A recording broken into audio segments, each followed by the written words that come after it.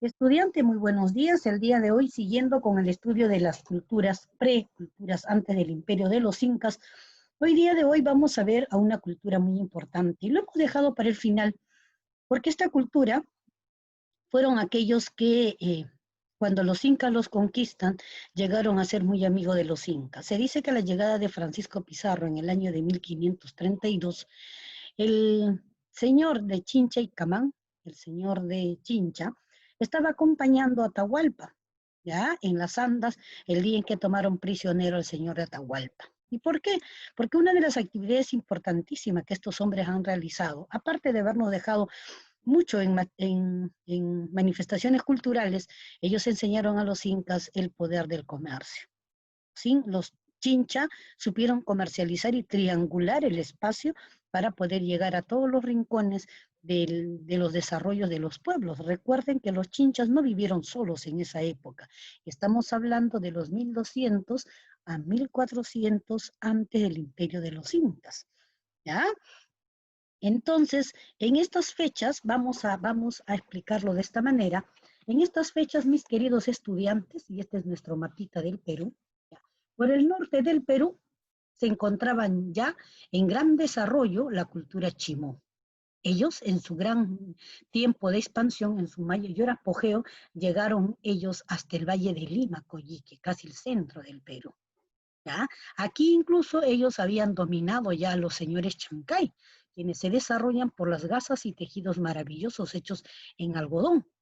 Y por el sur del Perú se desarrollaban definitivamente los chinches. Pero los chinches se desarrollaban aquí, sin embargo, habían logrado comercializar con sus grandes balsas. Ellos llegaron a tener más de 200 balsas. Por ello se consideran los grandes navegantes y comerciantes, comparados con el mundo occidental con respecto a Fenicia, porque Fenicia fueron fabricantes de grandes embarcaciones, porque ellos tuvieron la madera. A diferencia de ellos, en el Perú existe la totora, y con totora ellos fabricaron balsas, que es muy diferente a caballitos de totora. Los caballitos de totora, mis queridos estudiantes, un poco para explicarles, son mucho más pequeños, son como para llegar de un lugar a otro mucho más cerca, no tienen la capacidad o la fortaleza para poder llegar a lugares de más gran distancia como las balsas que estaban mejor hechas. Dice que en su mejor época de expansión y de comercio los chinchas llegaron a tener una flota de 200 balsas, con los cuales, imagínense, ellos se lanzaban al mar. ¿Y qué hacían ellos? Ellos viajaban desde el sur del Perú, miren acá, toda la costa, ¿ya? Hasta llegar al Ecuador. En el Ecuador ellos hacían una parada porque ahí conocían también a las tribus de Ecuador y desde ahí ellos se iban a poder traer el muyu, porque el muyu no está en territorio peruano, el muyu está justamente entre Tumbes y Ecuador. ¿Ya?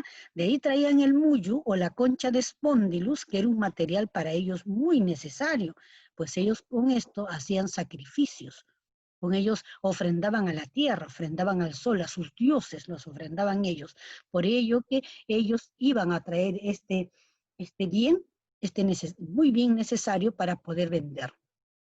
Y de aquí también, así como cuando iban vendiendo en los pueblos a lo largo de toda la costa. Cabe decir que comercializaron con los chancay, comercializaron con los chimus y posteriormente comercializaron con otros pueblos. ¿Ya? Entonces, mis queridos estudiantes, estos pueblos fueron muy importantísimos. ¿Por qué? Porque lograron comercializar con todos estos pueblos, tanto chancay como también chimú. Entonces, es importante reconocer la importancia de estos pueblos, ¿no? De este comercio que desarrollaron los chincha en su mejor momento, comparados con los fenicios de otros continentes. Y ahí la importancia de los grandes chimú. Por ello que cuando empecemos a hablar de chincha, vamos a hablar entonces de los mercaderes de chincha, ¿ya? Los mercaderes de chincha. ¿Por qué? Porque ellos llegaron pues hasta muchos lugares y comercializaron incluso con los señores del gobierno regional de los incas. O sea, ya conocían a los incas, porque los incas existían, chicos. No crean que aparecieron de la nada en el año de 1400. ¿Ya? Y nuevamente voy a volver a mi mapita, mire. En el mismo año, entre 1200 y 1400, por el norte se desarrollaban los chimus. Por el centro se desarrollaba la cultura Lima, la cultura Chancay. Por el sur, la cultura Chincha. Por acá se desarrollaba, por el Cusco se desarrollaba el gobierno regional del Cusco, ¿no? Los ayamarcas también se desarrollaban, otras etnias se desarrollaban, ¿ya? Y a la par que en Tiahuanaco también se desarrollaban otros grupos, como los chancas, por ejemplo, y los huancas. Y es justamente que los chancas atacan al gobierno regional cusqueño, que está por acá, en el Cusco, en donde los cusqueños le ganan la batalla a los chancas y ellos recién empiezan su campaña de expansión. Desde el Cusco empiezan, primero con las etnias que están a su alrededor, ¿ya? Como los ayamarcas, como los Coya, ¿ya? Que están en el altiplano boliviano, y empiezan a someter a los huancas y a todos los pueblos, y posteriormente en el gobierno de Tupac Yupanqui, este somete a todo el norte, a los chimús, durante 10 años, conformando esta parte del Perú uno de los suyos del Tahuantinsuyo, conocido como el Chincha y Suyo. El Cotisuyo, el Antisuyo y el Cotasuyo, y con ellos conforman los 4 suyos del imperio de los incas, ¿no? Habiendo llegado hasta Chile, hasta Argentina, y también habiendo llegado hasta Ecuador y hasta el río Maule en Colombia. Imagínense el espacio territorial que abarcaron en su momento los incas, ¿ya? Entonces, mis queridos chicos, volvemos nuevamente al tema que es de la cultura chincha. ¿Cuándo se desarrolla? Entre los 900 y los 1450. Son anexados por Tupac Yupanqui en su conquista para formar parte del gran imperio de los incas. Quiere decir que no desaparece, es anexado. Se desarrolló en los valles de Cañete, Chincha, Pisco, Ica y Nazca, que es en el sur del Perú. Cuando hablamos de sur, chicos, tomamos de ejemplo Lima. Lima es el centro del Perú. Lo que está acá es el norte, ¿ya? Y acá es el sur para ubicarnos. Y en el sur hacemos frontera ¿con quién? También ya lo hemos visto, con Chile, con Bolivia, con Argentina, ¿no? Y por el norte hacemos frontera con Ecuador y con Colombia. Eso tiene que estar bien claro en su cabecita, chicos. Y repasarlo mucho, porque si no nos ubicamos geográficamente, no podemos entender de qué cultura estamos hablando. Hoy estamos estudiando a una gran cultura que se desarrolla en el sur del Perú, pero que mantiene contacto comercial porque son grandes navegantes y comerciales a lo largo de toda la costa, cabe decir el norte, pero también ingresan a comercializar con el este. Ya se van al este, hacia el Cusco, hacia Puno, para poder vender ¿qué cosa? El muyu o la concha de espondilus y otros productos más que ellos también tenían. Muy bien, chicos. Entonces se desarrollan en los 900 a los 1450. No desaparece. Son anexados al gran imperio de los incas. Probablemente constituyeron un estado regional militarista inferior a Chimú, dicen, porque los chimús eran eminentemente militares, guerreros, ¿ya? Pero los chinchas no se quedaban atrás, también eran militares. Recuerden que tenían que defender sus territorios, ¿ya? Que incursionó en la región andina, los cuales opusieron tenaz resistencia al avance de los incas. ¿Quiénes pusieron resistencia? Los chimús, ¿ya? Los chinchas no. Los chinchas se anexaron pacíficamente y ahí la gran amistad que hubo entre los incas y entre el rey de los chinchas.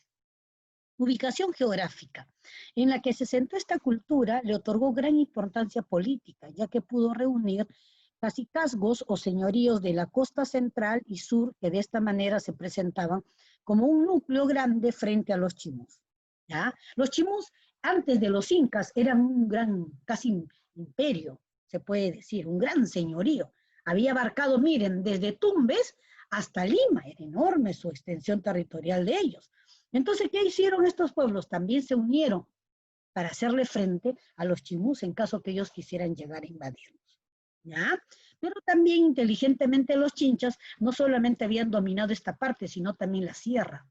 ¿Y quiénes están acá, chicos? Cusco, Puno, pueblos muy valientes. Los puneños hasta ahora son gente muy valiente y muy aguerrida. Muy bien. ¿Ya? Ejercieron preponderancia política en su territorio los chinchas gracias a que fueron grandes mercaderes, eran diplomáticos, los mercaderes son diplomáticos, se llevan bien con todo el mundo, recuerden la frase, el cliente tiene la razón. Entonces, ¿cómo podían comercializar si no se llevaban bien con todo el mundo? Pero ¿qué nos han dejado los chinchas? En arquitectura, ellos construyeron una amplia red de caminos y ciudades en el Valle de Chincha. También edificaron templos y palacios, los cuales presentan gruesos y grandes muros de barro. Utilizaron el barro así como los chimús. Ya estamos en otra temporada, en otra época de la historia. Recuerden que en la primera época de la historia, cuando el hombre empieza a desarrollar civilización, estoy hablando de quién, de Chavín de Huántar, de Tiahuanaco, el hombre construye con piedra, ¿se acuerdan? Cuando la piedra es importantísima y han logrado el más alto desarrollo en el trabajo de piedra. De ahí miren lo maravilloso de los Tiahuanaco, de los Chavín, el obelisco Tello, todo trabajado en piedra, chicos. Pero ya para esta última etapa, ya que se conoce como el horizonte tardío, es porque estamos hablando ya de 1200 a 1400, cerca al imperio de los incas, estos empezaron a trabajar el barro. Y si no, miren Chimú, ¿no? La ciudadela más grande de barro, en el norte, ojito, cuando yo hablo Chimú, usted su cabecita en el norte del Perú. ¿Dónde queda eso? La Libertad, Tumbes, Chiclayo, Lambayeque, ¿ya? Pero ahora estamos hablando del sur del Perú, Pisco, Nazca, Chincha, Ica, Paracas, el sur del Perú, ahí donde se desarrollan los chinchas. Y trabajaron también los adobones. Miren las ciudadelas de adobones que ellos pudieron trabajar. Realmente no fueron muy grandes con respecto a su construcción, porque yo les digo grandes fueron más en comercio, ¿no? Pero lograron trabajar mucho el algodón, y vamos a ver el algodón, diré, el adobón, y por ello vamos a ver nosotros algunas rancherías, algunos trabajos de arquitectura hechas en adobe y tapiales. ¿Qué quiere decir? Los pisos tapiados, como si fuesen pisos de cemento, pero todo en barro. Muy bien. Sus principales centros arqueológicos, muy pequeños. La Centinela, que era un centro administrativo muy importante, Tambo de Mora y La Cumbe.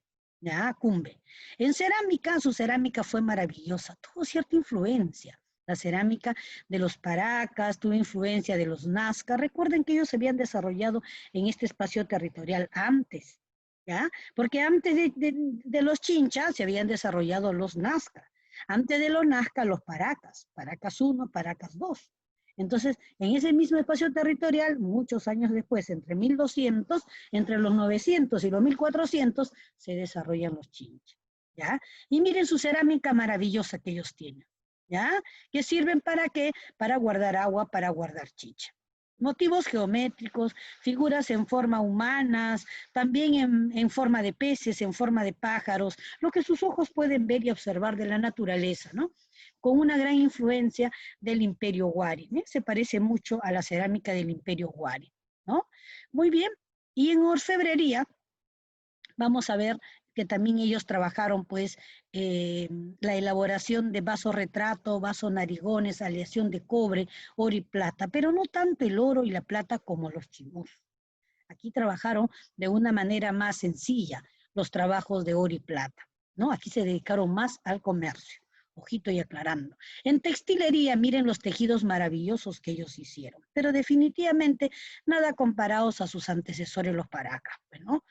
Unas maravillas que ellos pudieron trabajar utilizando de todo, ¿ya?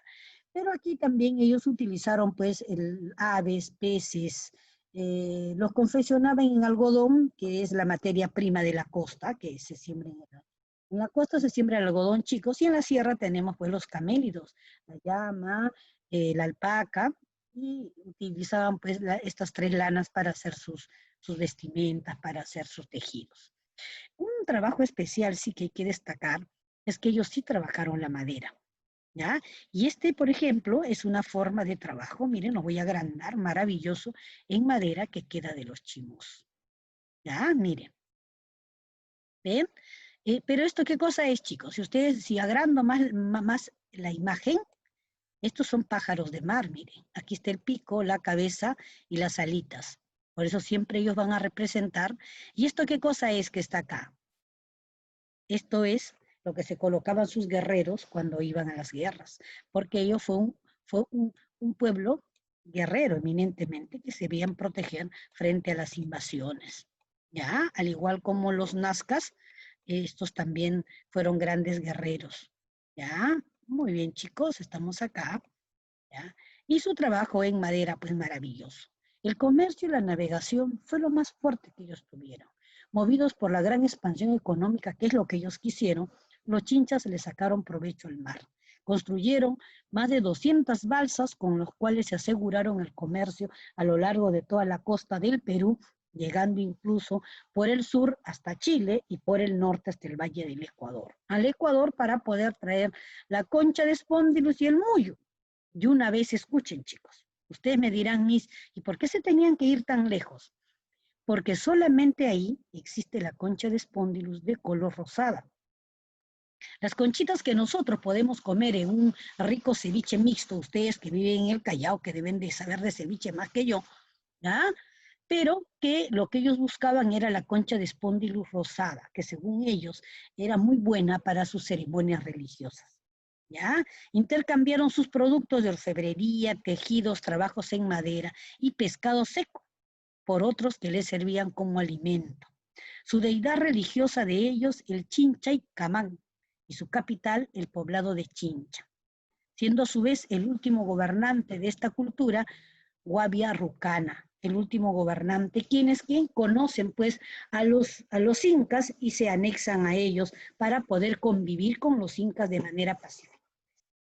En tiempo de su expansión, los incas los conquistan, pero los conquistan no con guerra, los conquistan como la palabra misma lo dice, ¿ya? De la mejor manera, los conquistan con amor, con cariño, ellos acceden y llegan a ser grandes amigos, y es muy bueno. Al igual que los de la cultura chancay, también son anexadas de la misma forma, ¿ya? Pero los chimús no. Con los chimús hubo una guerra que duraron 10 años para ser conquistado. Grandes mercaderes, considerados como los fenicios de las otras culturas. Cuando estudiamos una cultura, recuerden, porque con ustedes también estamos estudiando Grecia, ¿no? Hemos visto a los fenicios. A diferencia de ellos tenían la madera, y acá existe la totora, que es un junco que crece en agua dulce con el cual se confeccionan las balsas. Así como los de ahora en Trujillo, cómo confeccionan los caballitos de totora, con la totora. Por eso se llama caballito de totora. En Fenicia tienen la madera. Ellos confeccionaban barcos de madera y aquí se confeccionaban balsas de junco. Hay una diferencia entre embarcación y balsas. Muy bien, ¿ya? Entonces, estos mercaderes llegaron pues hasta Ecuador por el norte y por el sur llegaron hasta Chile, con quienes ellos tuvieron muy buenas relaciones de comercio. Llegaron por el Cusco también hasta el Collao, donde ellos intercambiaban el famoso muyu con el cobre, porque ellos no tenían mucho cobre y con ellos pudieron trabajar. Dice que su comercio decae con la captura de Atahualpa, quien es llevado por Pizarro, pero ese mismo día ellos se encontraban acompañando, habría sido el señor de Chincha, a quien el Inca consideraba amigo suyo. Qué bien, ¿no? Entonces, miren lo importante, chicos, de esta cultura. Grandes navegantes y de quienes aprendieron los incas a ser grandes comerciantes. De los chimús aprendieron a ser grandes en orfebrería. ¿Ya? De los Wari aprendieron la administración administrativa y política para poder gobernar grandes espacios con gobiernos regionales, ¿no? Entonces el Tahuantinsuyo tuvo 4 grandes regiones llamados suyos, 4 suyos, ¿ya? Y ellos lo aprendieron, de cada cultura cogieron lo mejor.